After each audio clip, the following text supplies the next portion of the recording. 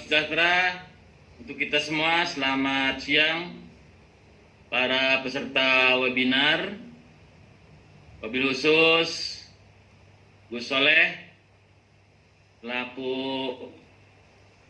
pimpinan dari Agama Cinta. Sudah sekian kalinya saya diundang beliau. Terima kasih Gus Soleh, sudah diaku, sudah dihormati ya dengan menjadi narasumber dalam kegiatan ini. Walaupun mungkin sebenarnya banyak narasumber yang lebih memiliki kapasitas, tapi beliau beberapa kali menghubungi saya untuk bisa berdiskusi dengan para peserta webinar sekalian. Terima kasih kita Pak Joni Latuheru. Saya baru kenal juga nih, salam kenal Bapak. Mudah-mudahan nanti bisa ngobrol, bisa diskusi lebih banyak, tidak di area webinar, tapi di darat gitu Pak ya, di kafe atau di mana begitu, di warung kopi. Terima kasih para narasumber lain seperti Pak Maret Samuel, Ketua JPKP, dan Pak Petrus Salestinus, dan yang sebelumnya Pendeta Jimmy Sormin. Mudah-mudahan apa yang disampaikan beliau-beliau menjadi insight bagi kita, menjadi pencerahan, masukan untuk menyikapi berbagai problem yang menurut saya ke depan itu akan lebih kompleks ya. Jadi bukan persoalan ini menjadi reda atau teratasi, tapi dalam prediksi saya akan semakin kompleks.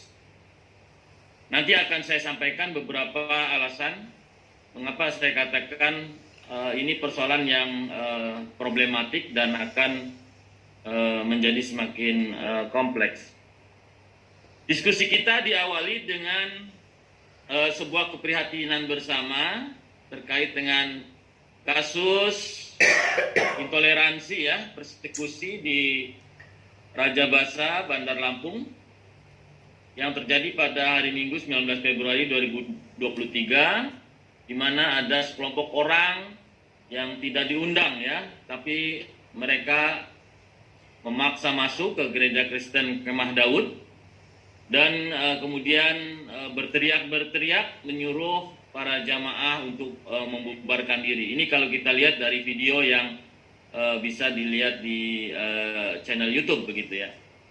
Dan itu dilakukan oleh salah seorang, diantaranya adalah ketua RT yang menganggap bahwa pihak gereja melakukan kegiatan ibadah yang menurut pengurus RT ini belum mendapatkan izin ya, tempat peribadatannya. Tetapi sebagaimana tadi dikomentari oleh para narasumber, bahwa apapun alasan daripada pihak ketua RT yang memimpin masyarakat untuk membubarkan ibadah yang sedang berlangsung adalah sebuah tindakan yang melanggar hukum. Ya, karena tindakan seperti itu hanya boleh dilakukan oleh aparat keamanan atau aparat kepolisian yang memang secara peraturan perundangan memiliki tugas untuk melakukan hal semacam itu. Tetapi masyarakat tidak dibenarkan melakukan tindakan persekusi, apalagi sifatnya adalah pembubaran orang yang sedang beribadah.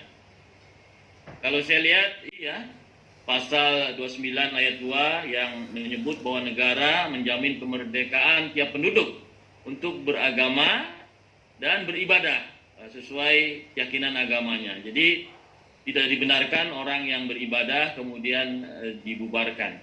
Kemudian juga di dalam pasal 28E ayat 1 di mana disebutkan setiap orang bebas memeluk agama dan beribadat menurut agamanya. Jadi secara konstitusi apa yang dilakukan membubarkan orang yang sedang beribadah adalah tidak konstitusional. Demikian pula diatur dalam banyak peraturan perundang-undangan bahwa beribadah adalah hak yang tidak bisa dikurangi. Jadi semua bangsa Indonesia berhak untuk beribadah sesuai keyakinan agamanya dan tidak boleh dihalangi oleh pihak manapun. Nah, secara pidana barangkali mungkin bisa dikenai pasal 175 ya KUHP yang itu secara langsung bisa diberikan hukuman. Tapi tadi saya mendengar dari Pak Petrus bahwa sampai saat ini belum ada tindakan hukum ya. Mudah-mudahan aparat keamanan segera memberikan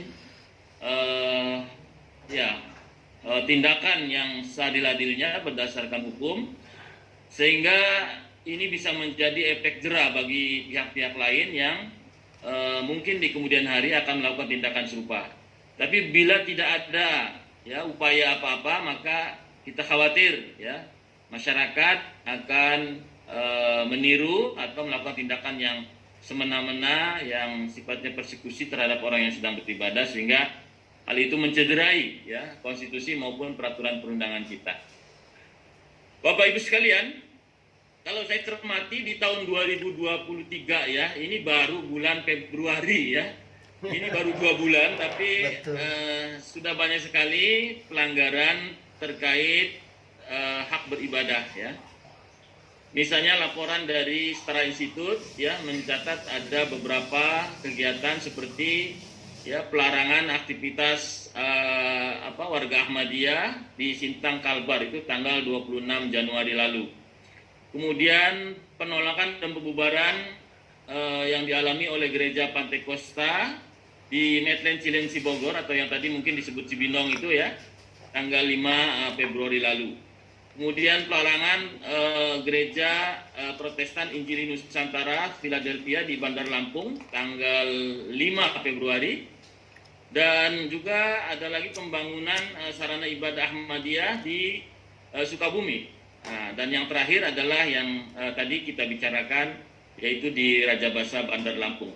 Jadi sudah sekian ya, padahal baru 2 bulan kita memasuki tahun 2023.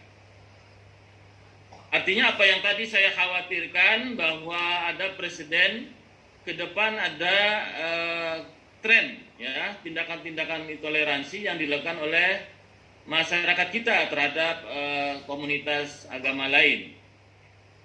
Ini adalah dalam perspektif saya tidak lepas dari bahwa tahun 2023 dan nanti khususnya 2024 kita memasuki tahun politik.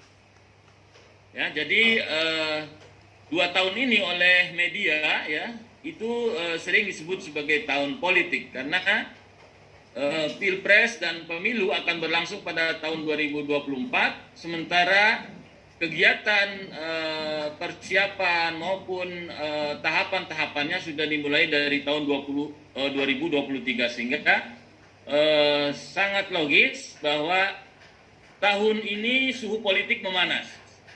Ya, dan dari riset yang dilakukan oleh beberapa lembaga riset yang cukup terpercaya ya, seperti Indikator ataupun LSI, Indikator misalnya Burhanuddin Muhtadi tahun 2018 menilai bahwa intoleransi dan radikalisme sebenarnya sudah mulai menurun di Indonesia.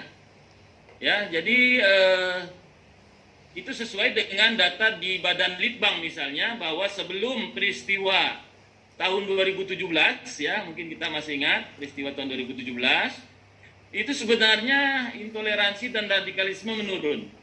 Maka di dalam indeks kerukunan umat beragama di Badan Litbang juga angkanya cukup tinggi, kerukunan umat beragama. Tapi setelah peristiwa 212 ya, peristiwa bela Islam yang di Monas itu, menurut beliau yang juga dikuatkan oleh LSI ya, selain Indikator, juga Pak Burhanuddin dikuatkan oleh risetnya Pak Saiful Muzani, bahwa politik identitas itu naik baik secara lokal maupun secara 2016 itu politik identitas naik baik di tingkat lokal maupun di tingkat nasional.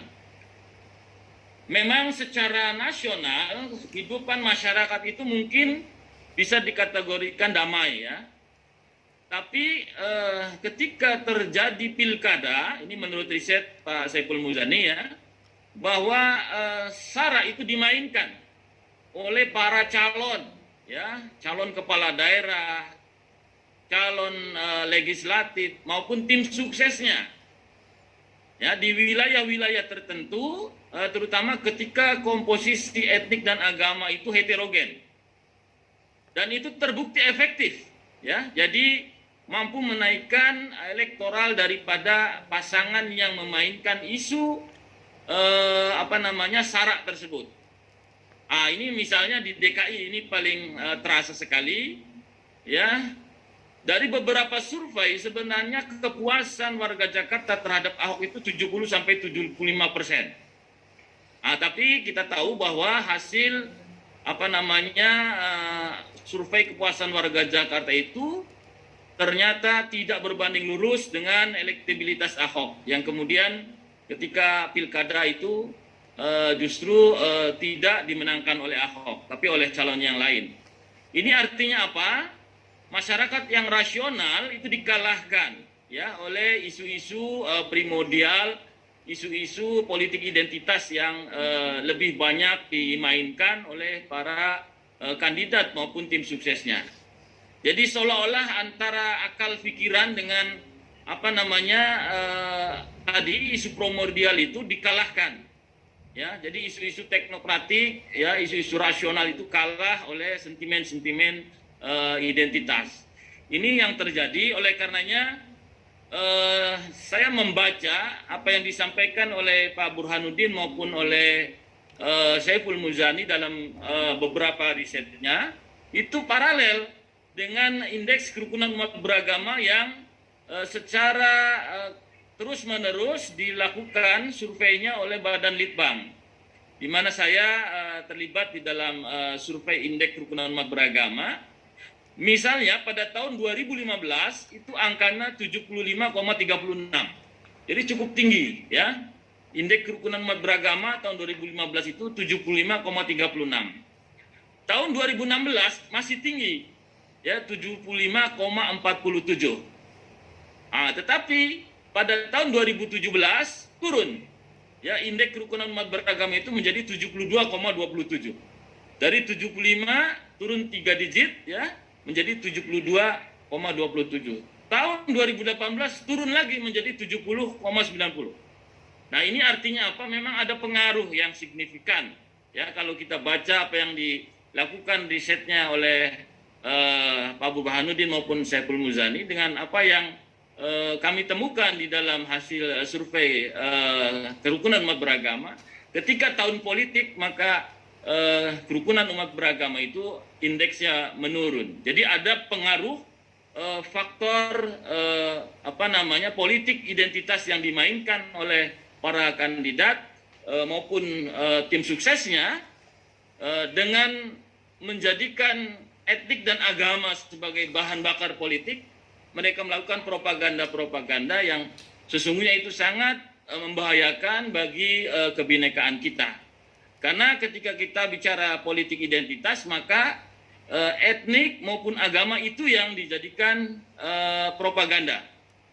Nah, ketika bicara etnik maupun agama yang dijadikan modal di dalam mencari pemilih, maka keberagamaan atau kebinekaan itu terancam. Indonesia sesungguhnya menghadapi ancaman dari adanya politik identitas yang justru tadi seperti disampaikan ada partai politik gitu ya. Partai politik yang baru lolos tapi dia mengatakan bahwa kami akan memenangkan kontestasi dengan menggunakan politik identitas. Ini sesungguhnya sekali lagi sangat berbahaya bagi demokrasi maupun keutuhan NKRI.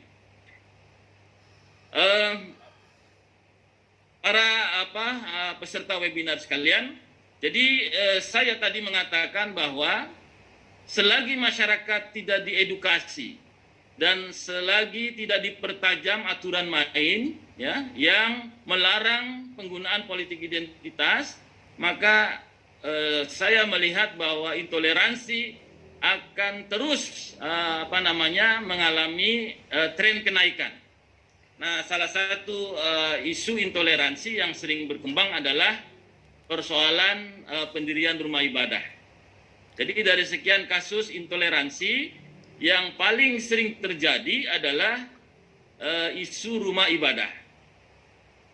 Nah, terkait dengan isu intoleransi di rumah ibadah, saya dan kawan-kawan pernah melakukan riset, baik itu kendala-kendala dari pembangunan masjid, kendala-kendala pembangunan gereja Protestan maupun kendala-kendala pembangunan gereja Katolik. Jadi ini tiga-tiganya ini pernah kami riset ya. Untuk pendirian masjid yang mengalami hambatan dalam perizinan ini hampir setiap tahun kami lakukan. Jika ada laporan dari Kementerian Agama di provinsi atau kabupaten kota, maka dulu kami ditugaskan oleh pimpinan untuk melakukan kajian ya dari lapangan terkait problem-problem yang dihadapi. Demikian halnya untuk gereja Protestan itu kami pernah lakukan tahun 2019 dan untuk gereja-gereja Katolik itu tahun 2021. Pernah saya sampaikan di forum ini sebelumnya, mudah-mudahan masih ingat, bahwa kami temukan ada 5 hal ya. Artinya ini data yang sifatnya masih temuan yang kami dapat dari lapangan. Ya, belum kami campur dengan analisis ya. Jadi ini memang fakta-fakta yang kami temukan di lapangan. Yang pertama adalah alasan teologis.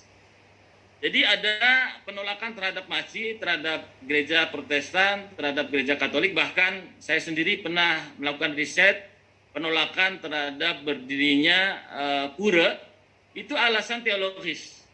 Jadi dianggap agama lain itu adalah agama yang tidak benar, sehingga rumah ibadahnya tidak boleh berdiri. Nah ini yang pertama. Nah ini tentu menjadi persoalan. Kenapa? Karena pada dasarnya semua agama, kalau kita dengar dari para tokoh-tokoh agamanya, itu tidak ada yang mengajarkan penolakan rumah ibadah agama lain. Nah, artinya belum cukup sosialisasi para tokoh agama kepada umatnya masing-masing untuk tidak memiliki alasan logis dalam menolak rumah ibadah. Apalagi alasan konstitusi dan peraturan perundangan jelas ya, di dalam konstitusi maupun peraturan perundangan, maka hak mendirikan rumah ibadah saya kira adalah bagian daripada hak untuk beribadah yang dijamin dalam konstitusi dan peraturan perundangan kita. Kemudian yang kedua adalah alasan yang sifatnya prejudice. Jadi prasangka ketika ada pendirian masjid identik dengan Islamisasi.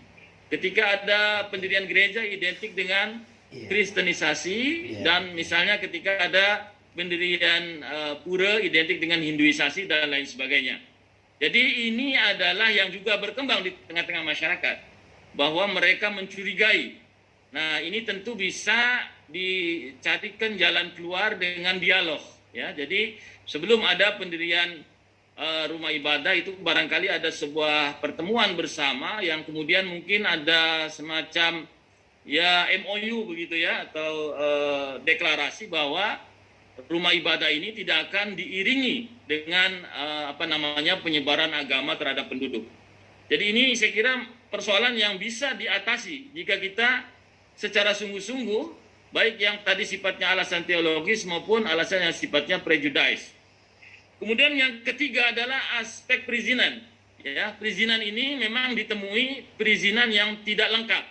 Ya, bahkan mungkin ada di dalam sebagian itu tidak transparan dalam perizinan, sehingga kemudian muncul resistensi. Nah, saya kira ini aspek perizinan kepada semua pendiri rumah ibadah ya. ya tentu didampingi oleh majelis agamanya masing-masing untuk bisa melihat apakah proses administratif ini sudah dilaksanakan dengan baik atau belum. Saya kira ini penting ya, ada semacam penilaian atau supervisi dari majelis agama atau dari sinode yang bersangkutan untuk melihat administrasi daripada pengajuan itu sudah clear apa belum. Nah, ini yang keempat ya, adanya kesenjangan sosial. Kita harus memaklumi ya bahwa biasanya masyarakat pendatang itu lebih superior. Secara ekonomi biasanya lebih mapan, sehingga penduduk setempat itu kadang sikapnya inferior. Mereka curiga pendatang itu akan menguasai mereka, akan mengalahkan mereka, akan menyingkirkan mereka. Nah, ini tentu harus dibangun dialog ya, yang intens, komunikasi, sehingga prejudice atau kecurigaan-kecurigaan itu bisa dihilangkan. Bahkan kalau bisa dengan banyaknya kerjasama memunculkan trust ya antara pendatang dengan pihak dari penduduk setempat. Jadi ini persoalan sosiologis sebenarnya ya, antara pendatang dengan penduduk asli. Kemudian yang terakhir, yang kelima, ini yang terkait dengan apa yang tadi saya sampaikan, bahwa ada sikap-sikap dari pemerintah daerah yang tidak responsif, ya, bahkan cenderung mempolitisasi. Ya, saya pernah meneliti gereja Katolik di Cikarang, di Kabupaten Bekasi itu jumlah umat Katolik sudah 12.000. Ya, harusnya 90 saja sudah bisa mendirikan rumah ibadah. Tapi di Kabupaten Bekasi itu jumlah umat Katolik 12.000. Tapi mereka belum bisa mendirikan rumah ibadah. Ya. Nah, ini bukan karena masyarakatnya. Masyarakat sudah memberikan persetujuan, FKUB juga sudah memberikan persetujuan, Kementerian Agama sudah memberikan persetujuan, tapi pemerintah daerahnya. Ya, waktu itu Bu Neneng Hasanah tidak merespon. Dan beliau ternyata kemudian tertangkap KPK ya dalam kasus pembangunan Mikarta. Jadi memang ada sikap-sikap pemerintah daerah seperti yang tadi disampaikan oleh Pak Maret Samuel Sweken yang tidak mematuhi peraturan perundangan yang ada. Nah, inilah saya kira problem dari intoleransi yang memang sangat terkait dengan persoalan politik. Jadi pemerintah daerah kadang sengaja ya untuk mendapatkan dukungan dari mayoritas. Dia tidak mengizinkan pendirian rumah ibadah baru karena rumah ibadah baru itu dianggap tidak sesuai dengan keinginan kelompok mayoritas. Agar dia mendapat dukungan dari kelompok mayoritas, maka dia berdiri pada posisi kelompok mayoritas yang padahal itu bertentangan secara konstitusi maupun perundang-undangan yang ada. Tapi alatan politik yang menghalalkan segala cara itulah yang menurut saya sangat berbahaya bagi masa depan demokrasi maupun NKRI di masa yang akan datang.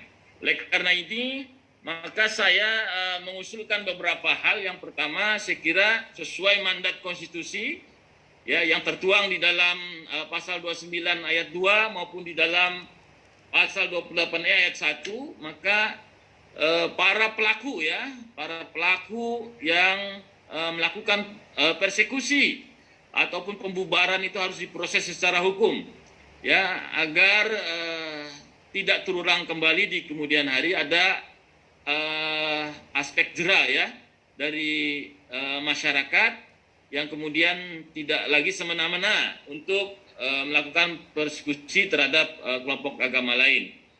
Kemudian yang kedua, saya kira masyarakat harus terus diedukasi ya untuk bisa melaksanakan konstitusi dengan sebaik-baiknya, peraturan perundangan dengan sebaik-baiknya yang di dalamnya mengatur jaminan kebebasan di dalam menjalankan ibadah. Jadi saya termasuk yang saat ini banyak mengkampanyekan moderasi beragama di lingkungan ASN Kementerian Agama, dan sekarang ini sudah 12.000 lebih ya di akhir 2022 itu. Ini sangat positif sekali. beberapa pengakuan dari para peserta orientasi moderasi beragama yang pernah saya dengar itu, Pak, dulu saya tidak mengizinkan ada rumah ibadah agama lain di sekeliling saya. Jadi dia mengatakan awalnya saya termasuk kelompok yang tidak setuju kalau ada pendirian rumah ibadah di sekeliling saya. Tapi setelah mengikuti orientasi moderasi beragama, maka saya sekarang berubah pikiran bahwa pendirian rumah ibadah adalah hak konstitusional warga negara, sehingga tidak alasan bagi saya untuk menolaknya. Jadi atas testimoni itu saya berharap bahwa pemerintah pusat maupun pemerintah daerah harus gencar melakukan edukasi kepada masyarakat untuk memiliki sikap keberagaman yang toleran dan moderat, begitu ya. Dan ini saya kira tadi sudah disampaikan, perlu juga bagi aparat keamanan kita di bawah ya, di kabupaten, kota atau di kecamatan. Jadi tidak hanya masyarakat, tapi juga ASN kita. Yang tadi saya sampaikan adalah di lingkungan Kementerian Agama. Tapi di lingkungan kementerian atau lembaga negara lain belum banyak dilakukan. Saya kira ini penting untuk menjadi perhatian. Jadi dua hal itu yang saya kira penting. Yang pertama adalah penegakan hukum, yang kedua adalah edukasi kepada masyarakat maupun kepada aparat di daerah untuk mematuhi konstitusi dan peraturan perundangan, untuk bersikap toleran dengan menjamin kebebasan menjalankan ibadah. Demikian Pak Moderator, Pak Joni Latuhen, dan yang lain. Mohon maaf bila ada kekurangan. Assalamualaikum warahmatullahi wabarakatuh.